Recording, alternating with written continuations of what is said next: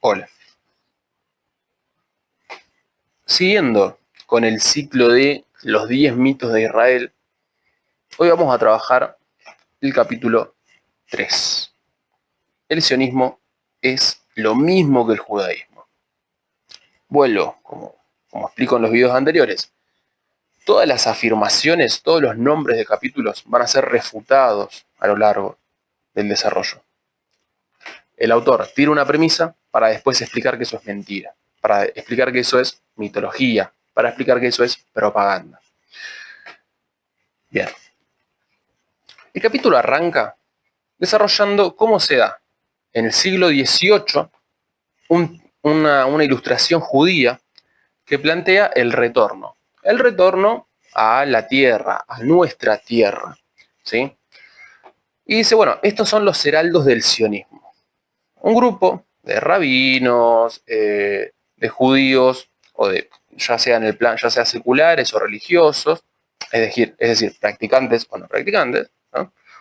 Creyentes o no creyentes, pero que comparten una cultura en común, van a nuclearse para recuperar tanto el idioma como las tradiciones y entender que hay un lugar al que hay que volver. Ese lugar, en este caso, sería lo que nosotros conocemos como la región palestina.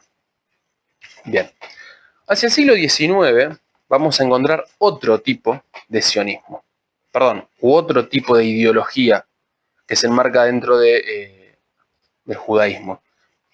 Bien, ¿el judaísmo es sionismo? No. ¿El sionismo es judaísmo? No. El sionismo es una ideología política que en el siglo XIX se va a desarrollar como una respuesta al antisemitismo europeo y a la imposibilidad de integración como iguales dentro de esas sociedades, ya sea por cuestiones legales, por no responder a las mismas leyes, por no estar incluidos en las mismas leyes, ya sea por un trato desigual, ¿sí? No deja de ser esto, es una forma de respuesta ante el antisemitismo. Y por otro lado, plantea Papé, hay una tendencia nacionalista de auge de los nacionalismos en la segunda mitad del siglo XIX que se va a ir potenciando. Al mismo tiempo que va a tener lugar la decadencia de algunos imperios. Por ejemplo, nosotros encontramos en el Imperio Austrohúngaro, en el Imperio Otomano, índices de decadencia. Esto lo explica muy bien Ian Kershaw en Descenso a los Infiernos. Ahí va hablando de las marchas de los imperios, por ejemplo, a la hora de ir a la guerra. Bien. El sionismo como respuesta va a ir de la mano de los pogromos que van a ir desarrollándose en Rusia en 1881. Nosotros lo que encontramos acá es ataques, asesinatos, boicots. Hay un gran ataque a los judíos. Bien, es en este contexto que se va a ir desarrollando el movimiento sionista. Y al mismo tiempo, su contracara, aquellos que dentro del judaísmo, ya sean practicantes o sean rabinos, van a hacer una crítica a esta forma de entender el judaísmo y esta asociación entre sionismo y judaísmo. Vamos a tener críticos en Estados Unidos, en Europa, por ejemplo, está Kaufman Kohler, Isaac Mayer Weiss, o como se diga, y Adolf Jelinek. En este contexto, vamos a ver que la crítica que ellos hacen es que, por un lado, el sionismo y la modernización del judaísmo es igual a secularización. Por otro lado, el sionismo es parte de la autosegregación en aquellas sociedades donde los judíos habitan. Es decir, te discriminas vos solo. Ahora, por otro lado, lo que plantea Ilan Pappé es una de las fuertes de este capítulo, que es el sionismo no combate el antisemitismo, sino más bien lo reafirma. Y al reafirmarlo, consolida una especie de nosotros, ¿sí? Esta es la crítica que le van a hacer estos autores. Kaufman Kohler, Isaac Mayer Weiss, y Adolf Olga Jelinek. Bien. En esta imagen lo que vemos es la cara o el escritorio de Theodor Herzl. Theodor Herzl, periodista, en su momento va a ir concibiendo una forma de entender el sionismo, de entender el judaísmo, de hacer una asimilación. Y lo que vamos a encontrar es una separación de estos practicantes, de estos ortodoxos, que podremos pensar, son un limitante a la hora de establecer un Estado judío, de tener un propio lugar, un hogar nacional judío. A medida que van pasando el siglo XIX, que entramos al siglo XX, vamos a ver que el sionismo político, como ideología política, se va a ir comiendo como un Pac-Man a esos judíos. Esto no quiere decir que no exista el judaísmo antisionista o el judaísmo ortodoxo que no está a favor del Estado de Israel. Pero una cosa es un rabino o un grupo de rabinos o un grupo o un pueblo en contra de una ideología oficial de un Estado que hoy en día se concibe como el hogar de los judíos. Y el que está en contra del Estado de Israel está en contra de los judíos. Bien, esto es un proceso. Entonces, lo que va haciendo Theodor Herzl es desarrollando esta idea, ¿no? Y va a ir consolidando el nosotros. El nosotros como nosotros los judíos. Nosotros como el pueblo judío, los sionistas, la representación del judaísmo. Bien. Ilan Pappé explica que esto, o sea, el despegue del sionismo se va a dar en 1904, cuando muera Theodor Herzl. A partir de ahí vamos a tener esa primera etapa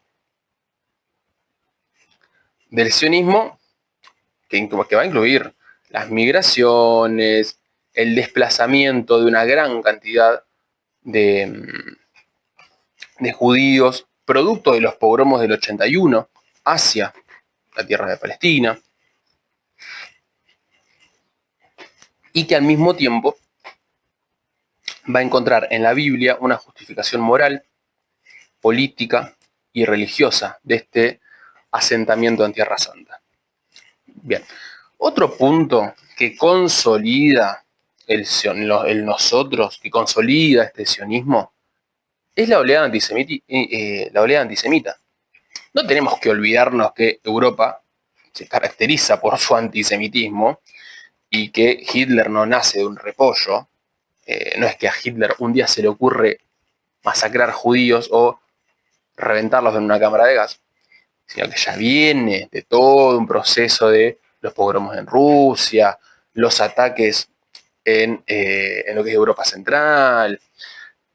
Incluso uno siempre recuerda el buque San Luis, no me acuerdo el nombre ahora, o ¿cómo se llama? Sí, el viaje de los malditos, el SS San Luis, que en su momento la anécdota cuenta que a la hora de abordar, o sea, de querer escapar de Alemania, no lo agarran en ningún lado. Y como no los agarran en ningún lado, tienen que volver al mismo lugar para después ser masacrados por Hitler. Entonces lo que uno encuentra acá es que el antisemitismo no es algo nuevo. El sionismo surge como esa respuesta al antisemitismo europeo, al antisemitismo euroasiático incluso. Y el autor termina el capítulo de la siguiente manera. Inducir a las comunidades judías a emigrar a Palestina no era solo un imperativo religioso. También ayudaba a vaciar Europa de judíos, por lo que representaba una ganancia doble: deshacerse de los judíos en Europa y al mismo tiempo cumplir el plan divino en el que la segunda venida se aceleraría con el regreso de los judíos a Palestina y su posterior conversión al cristianismo o condena al infierno si se negaban. Bien, esta cita de Ilan Pappé nos lleva a pensar o a poder distinguir que una cosa es el sionismo como ideología política y otra cosa es el judaísmo como cultura, como religión, como tradiciones. Esto mismo lo plantea Pedro Brieger. Antes de andar revolviendo la pija en clases, lo que hace Pedro, condenable eso por su parte, pero bueno, lo que uno encuentra en el libro 100 preguntas sobre el conflicto palestino-israelí, echa luz. ¿Sí? Otro libro del que podríamos hablar a posteriori, pero que si uno quisiera introducirse en el conflicto, introducirse en el tema, puede acercarse a ese libro. Está muy bueno. Y no tiene que verle la cara ni la chota a Pedro Brieger. Pero hay una coincidencia, ¿no? Él plantea que el sionismo ha tenido una victoria. Y esa victoria es la asimilación entre sionismo y judaísmo. Y ahora dice Pedro Brieger, esa confusión entre antisemitismo y antisionismo es aprovechada por los gobiernos israelíes para ir confundiendo y para ir descalificando a quienes se opongan a sus políticas. Y acá uno tranquilamente puede pensar en, no me acuerdo si fue 2021, que se vota en la legislatura porteña la crítica o toda crítica al Estado de Israel es entendida como un discurso antisemita. Me acuerdo que incluso hubo discusiones entre la izquierda porque algunos habían votado a favor, algunos se habían abstenido. Bien. A posteriori vamos a seguir trabajando con estos capítulos porque es un libro que tiene mucha riqueza, el libro de Ilan Pappé. Estos videos, esta serie, este ciclo de videos va a ser corto, no va a tener más de 20 minutos. Este video va a durar 10, 11 minutos, pero la mayoría van a ser cortos. ¿Por qué? Porque el libro lo permite, o sea, permite este esquema. A posteriori va a haber un video más largo, 1, 2 horas, 3 horas hablando del conflicto en extenso, pero por lo pronto cortamos acá y dejamos este video con las características que tiene este capítulo específico del libro de Ilan Pappé.